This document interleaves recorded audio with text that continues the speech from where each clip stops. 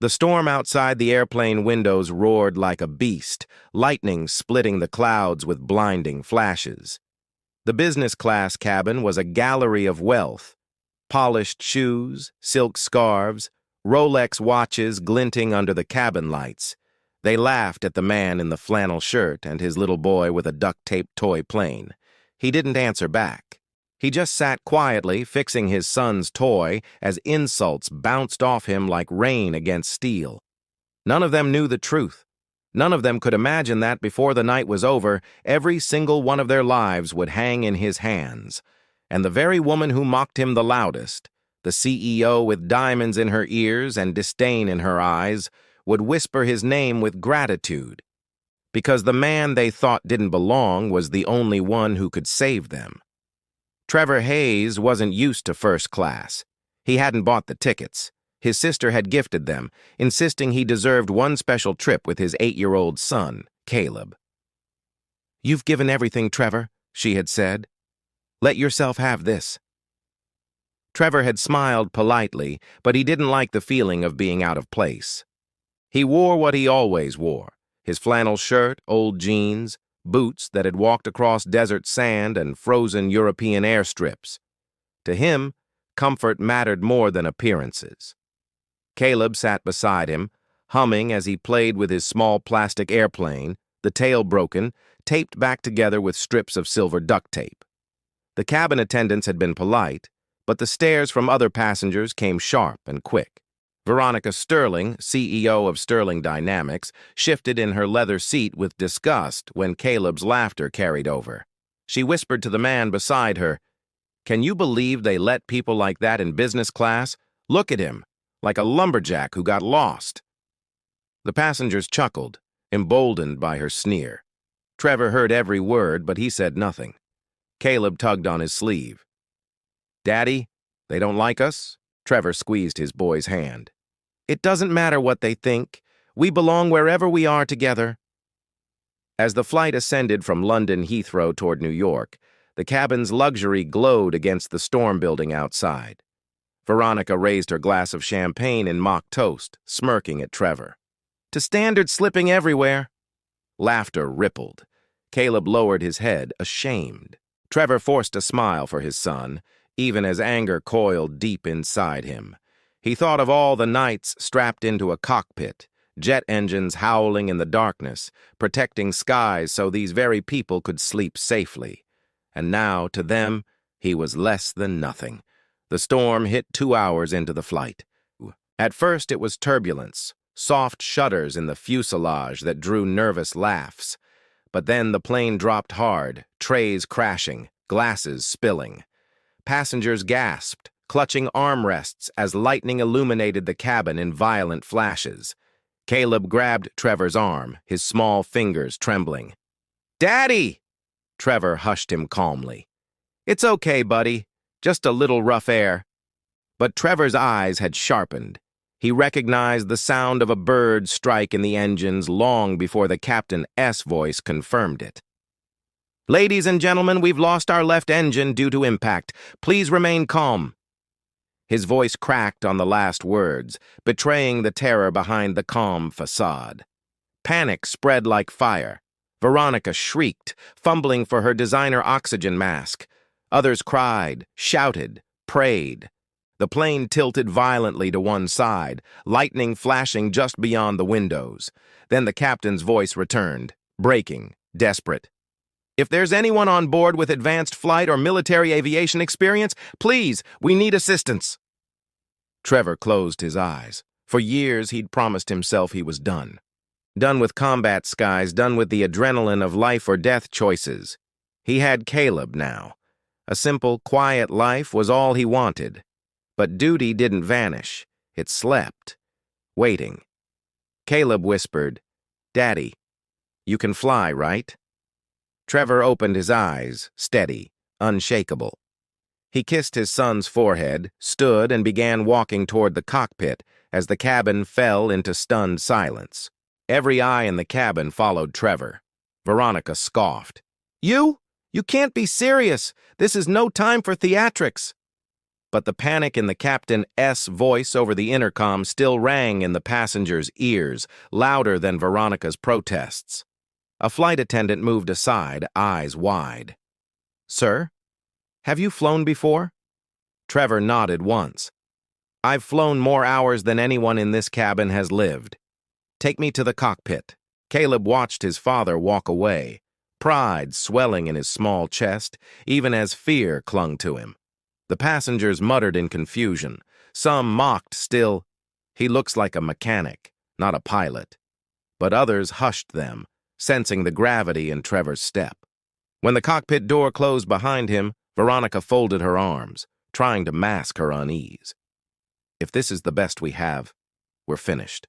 Yet somewhere deep in her chest, doubt stirred. Not about Trevor's worth, but about her own blindness.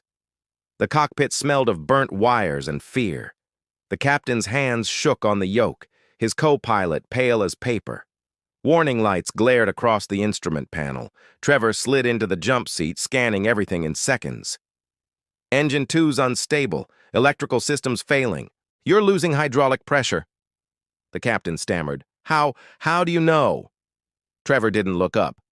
"Because I've seen it before. F-22, Kandahar, 2009. Now listen, you need to feather the prop. I'll handle the landing." The captain's shoulders sagged with relief, like a drowning man grabbing a rope. Trevor's voice was calm, commanding, honed by years of combat. "You've done well getting us this far, but from here on, follow my lead."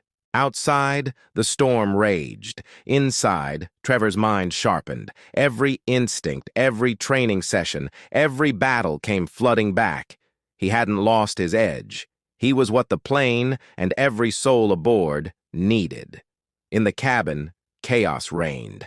Passengers screamed with each jolt, some clutching rosaries, others their phones, leaving frantic voice notes they weren't sure would ever be heard.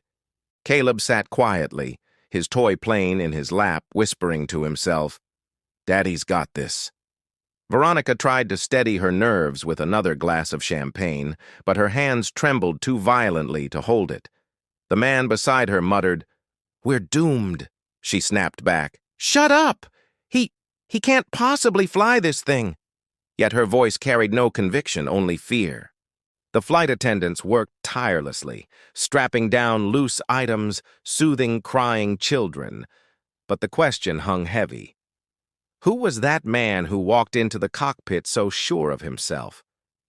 Trevor's voice filled the cockpit with calm precision.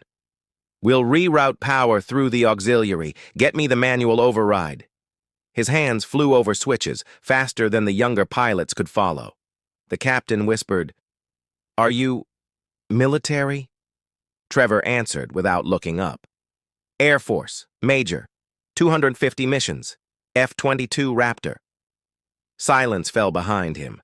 The co-pilot muttered, "Dear God." For the first time, the captain sat back and let Trevor lead. The storm hammered at the windshield, the plane rattled, but inside Trevor's world, narrowed to instruments, instincts, and the survival of the souls behind him. He wasn't just flying a crippled plane, he was back in the war zone, and failure wasn't an option. Back in the cabin, a flight attendant announced, "Ladies and gentlemen, we have an experienced military pilot assisting us. Please remain calm." Relief rippled, but so did disbelief. Veronica muttered, That flannel man?" A businessman near her whispered, "If he saves us, I'll never judge a book by its cover again." Caleb clutched his toy tighter, whispering, "You can do it, Daddy." His faith stood stronger than all the diamonds and suits surrounding him. For the first time, a few passengers glanced at the boy with something like respect. The storm worsened. Lightning cracked so close it felt like the plane was being stalked by the heavens. Trevor guided the crippled craft downward, scanning weather radars. "We'll divert to Shannon, Ireland. It's the closest field long enough for this bird." The captain nodded, trusting. But another alarm screamed. Fuel loss. Trevor cursed under his breath. "We've got a leak. We're not making Shannon unless we slow descent." The co-pilot panicked. "We'll crash into the Atlantic." Trevor's jaw tightened. Not if I have anything to say about it. The passengers felt the drop as Trevor adjusted. Oxygen masks swung wildly as the aircraft shuddered. Screams filled the cabin. Caleb whispered prayers he had heard his aunt say at bedtime. Veronica's bravado cracked fully. She gripped her armrest, her diamond bracelet digging into her skin. For the first time, she realized her wealth meant nothing here. The man she mocked, the one she considered beneath her, was the only one standing between her and death. Shame mingled with fear in her chest. Trevor spoke into the radio, his voice firm. "Mayday! Mayday! This is Flight 482. One engine out, fuel leak, electrical damage, requesting immediate priority landing." Controllers scrambled across Europe, clearing airspace. A voice crackled back. "Copy. 482. Shannon runway cleared. Emergency services on standby." "Roger," Trevor said, hands steady on the yoke. He leaned back just slightly, closing his eyes for half a second. He could almost hear the roar of F-22 engines, smell the desert air of Afghanistan. He wasn't flying a commercial jet. He was back in his bird, and nothing had ever felt more natural. Caleb's eyes never left the cockpit door. He whispered to a flight attendant, "My dad's done harder stuff. He can do this." She smiled through tears, brushing his hair gently. "I believe you." Around them, passengers quieted, listening. Hope bloomed in the most unlikely corner of the cabin, through the voice of a little boy who never doubted his father. Even Veronica found herself glancing toward Caleb, guilt prickling. She wanted to speak, to apologize, but her throat closed. The boy didn't need her words. His faith was already unshakable. As the Irish coastline finally appeared through the storm, Trevor exhaled slowly. The runway was visible, but short, slick with rain. "We've got one shot," he murmured. The captain whispered, "If anyone can do it, Major, it's you." Trevor tightened his grip. "For Caleb," he whispered under his breath, thinking of his son's eyes watching the cockpit door. He lowered the landing gear manually, every motion deliberate, calm, unstoppable. The cabin erupted in screams as the ground rushed up too fast. Veronica covered her face. Caleb clutched his toy plane, whispering, "Fly, Daddy, fly!" Trevor's voice filled the cockpit like steel. "Hold on!" The aircraft touched down hard, tires exploding in smoke. The fuselage rattled, the wings screaming under the pressure. Trevor reversed thrust manually, muscles straining as alarms blared. For one terrifying second, it seemed the plane would skid off the runway. Then, with a final shriek of rubber, it slowed, groaned, and stopped. Silence fell. Then the cabin erupted, not in screams, but sobs of relief. People clutched each other, strangers united in survival. Caleb burst into tears, not from fear, but from pride. "Daddy did it!" Trevor removed his hands from the yoke, finally letting himself feel the tremor in his chest. The captain's eyes shone. "You just saved 180 lives." Trevor shook his head. "We all did. Teamwork." But deep inside, he knew. This was his fight alone. Emergency crews surrounded the aircraft. Passengers stumbled off, some kissing the wet ground, others sobbing into their phones. Caleb ran into his father's arms, his toy plane clutched between them. Trevor kissed the top of his son's head. "Told you, buddy, we got this." Reporters swarmed the terminal already, flashes exploding, but Trevor ignored them. His world was just Caleb's smile, safe and alive. Veronica approached slowly, her pride shredded, her voice trembling. "Mr. Hayes, She faltered, words foreign to her. "I misjudged you. I owe you my life." Trevor looked at her evenly. "No, you owe my son. He believed when no one else did." Veronica's eyes dropped to Caleb, who blinked up at her with innocent honesty. She felt a shame she had never known before. Later, in the quiet of the terminal, Trevor sat with Caleb as he slept against his shoulder. Veronica appeared again, without diamonds, without pretense. "You were a fighter pilot?" Trevor nodded. Air Force, a long time ago. She swallowed hard. And now, just a dad? Trevor smiled faintly. Not just a dad. The most important mission I'll ever have. News outlets across Europe and America carried the story. Unknown single father saves 180 lives. Photos of Trevor in his flannel shirt flooded social media, hailed as a hero. But Trevor didn't care about fame. He only cared about Caleb's small hand in his. Strangers applauded him in the terminal, but Trevor slipped away quietly, preferring anonymity over adoration. Heroes didn't need headlines. They needed peace. Veronica tracked him down before boarding her private car. "Mr. Hayes, if you ever need anything, you have only to ask. My company, my resources, they're yours." Trevor shook her hand briefly. "The only thing I need, I already have." He glanced at Caleb. Veronica's throat tightened. For once in her life, power felt hollow. What mattered was love, sacrifice, faith, things she had mocked but now envied. On the ride home, Caleb leaned against his father. "Daddy, today you were like a superhero." Trevor chuckled softly. "No, buddy. Just a pilot who couldn't let people down." Caleb shook his head. "No, you were my hero." Trevor closed his eyes, letting the words settle deep. He had flown combat missions, saved comrades, defended nations.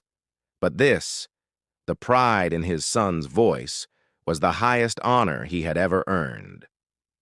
Weeks later, Veronica invited Trevor to her office in New York. She wanted to honor him publicly. He declined at first, but Caleb urged, "Daddy, people should know." Reluctantly, Trevor agreed. When he walked onto the stage, the audience erupted in applause. CEOs, politicians, generals, all stood for the man in the flannel shirt. Trevor spoke briefly. "Heroes aren't the ones in suits or uniforms. They're the ones who believe in you when the world doesn't. My son is my hero." As life returned to normal, Trevor knew things had changed forever. People still recognized him on streets, thanked him, called him Major. But to Caleb, he was just Dad. That was enough.